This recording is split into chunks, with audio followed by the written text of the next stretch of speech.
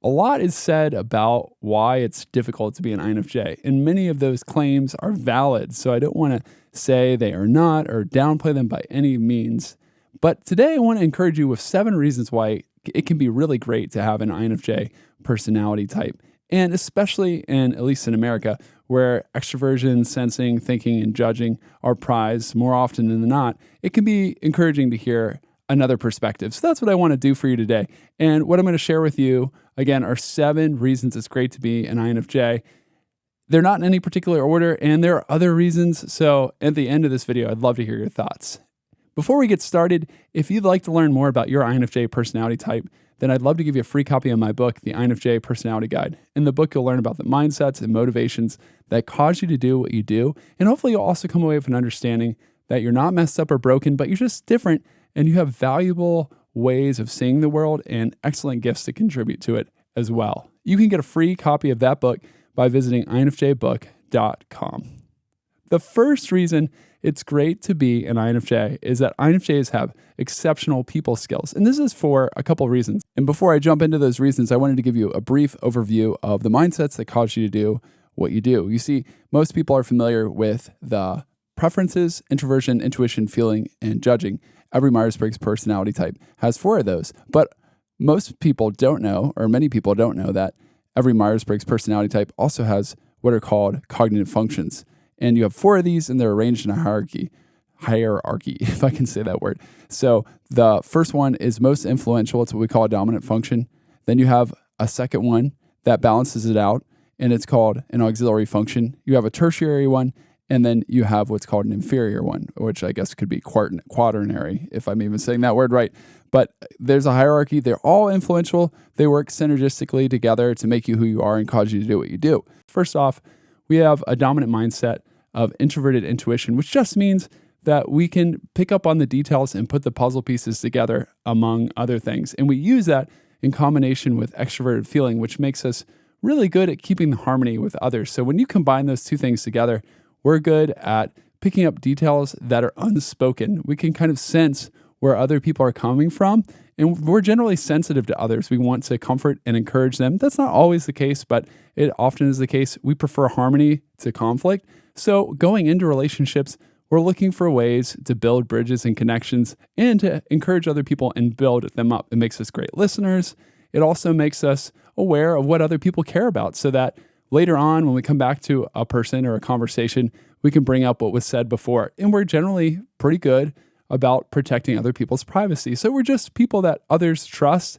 And because we have a lot of interests too, we are usually interested in what other people are interested in. Now, again, this is to varying degrees. You may not share all the interests that a sensor does, but you can at least feign interest for the benefit of the relationship and the benefit of the other person. And oftentimes you may have, to some extent, a genuine interest. An interest in another person, in essence, is how you build a good relationship, just caring about them and what they care about. Another great reason to be an INFJ is that we're good problem solvers, and we get a rush when solving problems. And that's beneficial because life is full of problems. So when you bring your intuitive mind to the problems before you, as well as a rather balanced approach to making decisions, you see, we're both extroverted feelers and introverted thinkers. Extroverted feeling is our second function of 4, and introverted thinking is our third of 4. So we can use them relatively balanced, especially with time when we get older and when we practice. So those 2 together can help you see how people will be affected, but also help you think about the facts and the details and devise a plan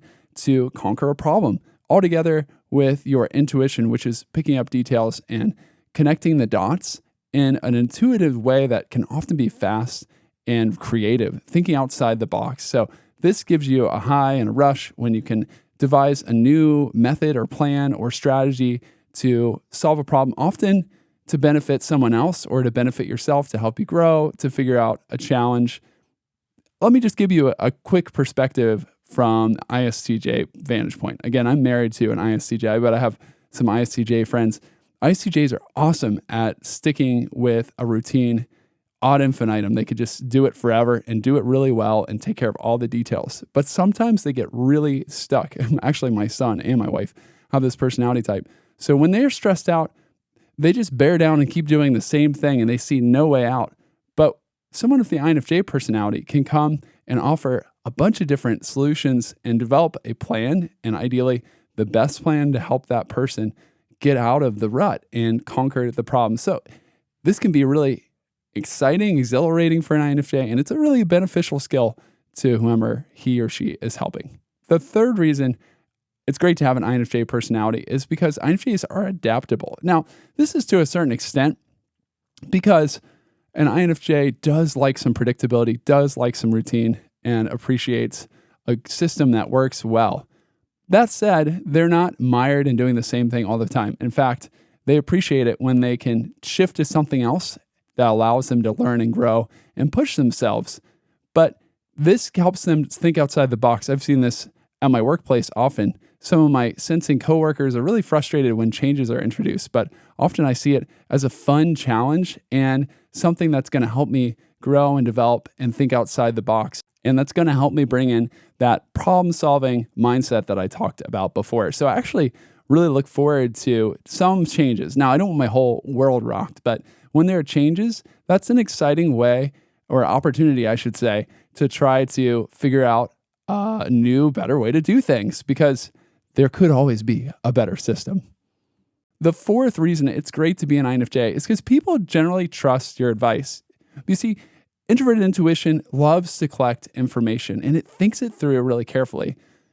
By contrast, extroverted intuition is also great at collecting information. This is the function that an ENFP might have, or an INFP, for example, or an ENTP or an INTP, and they use it really well too, but they just devise a bunch of different solutions. They multiply ideas, they brainstorm, they just come up with more and more and more. But introverted intuition works the opposite way. It comes up with ideas, but it tries to boil them down to the best one, to the ultimate solution. So this is really helpful when you're offering good counsel and advice to someone else, because not that the other function isn't helpful at all, but this one boils it down to probably some of the best suggestions. And again, introverted intuition, I should say, is great at collecting all kinds of information, especially over a lifespan. I don't know if you've ever noticed, but after you master something, 2 or 3 years have gone by.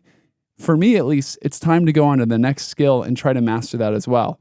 And I really enjoy that continual learning and mastering a bunch of different skills. And this gives you a real breadth and depth of experience and understanding from which you can counsel others. And then again, add in that empathy piece that we talked about earlier, and you can pick and choose what might be best to meet the needs of the other person, which again, makes you great at giving advice. And to do it well, you really have to see where the other person is coming from, which requires excellent active listening.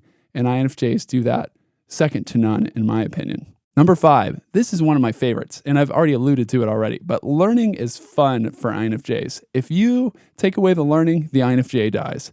It's when you're pursuing something, you're trying to get better at a skill, you're trying to master something, and you really get to dive deep. That is what's exhilarating. A lot of INFJs who take strength fighters often come back with learner as one of their top strengths. It doesn't have to be your top strength. You can still be an INFJ and not have that, but it's usually toward the top. I don't know if you've ever been researching something or trying to figure out maybe something related to personality or to one of your interests, and you find that you just completely lose track of time. You enter that flow state. And when you're in that flow state, you may forget to eat. You might forget about using the bathroom or drinking or whatever. And you find that 3, 4, maybe 5 hours have gone by and you've completely lost track of time because you were in the zone, because you were learning. And that's what INFJs do really well. In college, I love just disappearing into the book stacks and reading about all manner of subjects that I'd been assigned. I mean, I didn't love them all the same, but actually I really liked the variety of topics, and I liked that quiet, uninterrupted study.